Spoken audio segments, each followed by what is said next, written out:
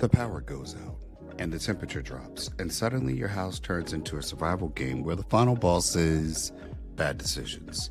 Somebody says, "Hey, let's turn the oven on and leave the door open." Someone else says, "Candles everywhere, romantic." And somebody's cousin says, "We'll just run the generator in the garage." I cracked a window. That's how people turn a cold night into a fire or carbon monoxide emergency. In this episode, we'll show you what not to do when you're trying to stay warm, the safest way to heat your home during an outage, and a simple checklist you can follow everywhere. Now, for anyone asking about the oven being on, there's a thing called gas. So when the power goes out, your gas tends to still work. Now let's move on.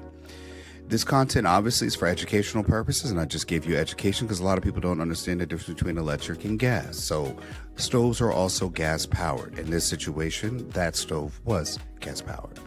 So people tend to improvise, and improvised heat creates two big risks. Fires like space heaters and too close to stuff, candles overloaded, cords overloaded, and carbon monoxide, which happens when you run engines or fuel burning devices in the wrong places. Here's the goal. We're going to stay warm without starting a fire or sealing ourselves in the toxic air. Okay, first thing, we don't use a gas oven or a stove to heat your home if it's meant for cooking. Hey, it's meant for cooking. Using a stove or an oven as a heater increases your risk of fire or carbon monoxide risk. Translation, your kitchen is not your super space heater with a snack drawer, so don't do it. Number two, those candles for heat or light, candles are a fire starter. So if it happens to smell like vanilla, that doesn't mean that we're going to be using it. So let's get some flashlight, lanterns, or battery lighting instead. Number three, don't run generators indoors. I've done other videos about this. You should never run a generator indoors. They should be used for outdoors and away from doors, windows, and vents. A cracked garage door is not ventilation, so just don't do it. And number four, we do not sleep with space heaters running unless the manual explicitly allows it. A lot of overnight stories are told about heaters that went up in smoke, or worse, they didn't turn it off when you go to sleep. So let's not do that. Number five, let's not plug in space heaters to power strips or extension cords. I almost made this actual mistake. My wife corrected me on this. Space heaters draw a lot of power. You plug them directly into the wall. If nothing else, remember that one, all right? Now let's talk about how we heat ourselves if the power is out. We're going to pick a small room, close the doors, put powers at the door. No, we're not smoking here. Everyone hangs out in there. It's not glamorous, but it's efficient. If you have a power bank, it will last longer when you're not trying to heat the room. You know, like the whole zip code.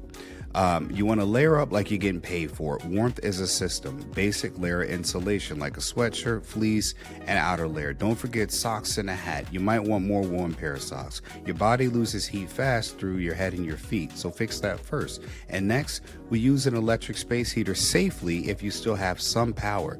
If your outage is partial or you have power from a safe source, an electric space heaters can help. Here are the rules that keep you out of trouble. Keep anything that can burn at least 3 feet away from the walls or anything that's flammable. You put the heater on a hard surface and use a model that if it tips over, it automatically shuts off. Remember, plug it into the wall directly and turn it off when you leave the room or go to sleep. That's the rule. 4, if you use a fireplace or a wood stove, treat it like a real appliance. Fireplaces and wood stoves can be excellent, but they require clean inspection and a clean chimney, a screen that stops the sparks, and ashes that are stored in metal containers.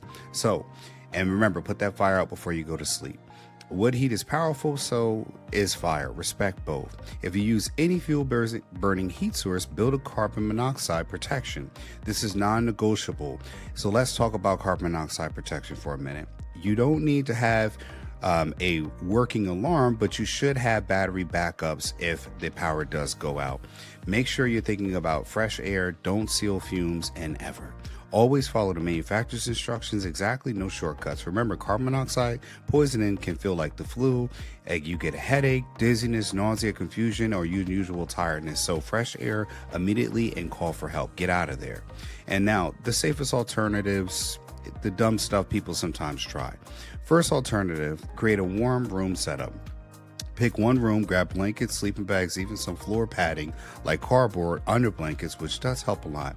Keep everyone together. That reduces heat loss fast. Now, alternatives.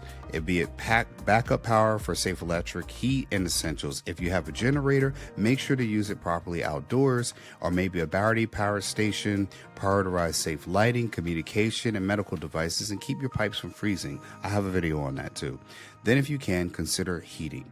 Finally, an alternative. Go somewhere warm if you can. I mean, there's no need to stay there if you can. Heck, go in your car for a little bit and keep the heat on there. You can run out your car gas before you stay in the house and freeze. If the conditions are unsafe, the smartest move sometimes is to move. If it is safe to leave. If it's not, then you're going to have to tough it out there. If you can relocate to a warming place, then you should get your family out of there. Here's a checklist of safety heating solutions to do during an outage. Choose one room to heat and close it off. Blankets and honestly a hat first. No oven, no stove heaters, no candles for light, no space heaters. If you do, you're going to keep them at 3-foot clearance and make sure it has that tip cover or tip over shut off valve. Plug it into the wall only.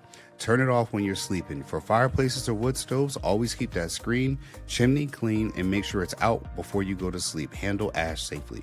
Generators, outside only, away from doors, windows, and vents. Remember, crack garage door is not a ventilation. Make sure your CO carbon monoxide alarms are working with battery backup, and you might want to have a portable or emergency carbon monoxide detector.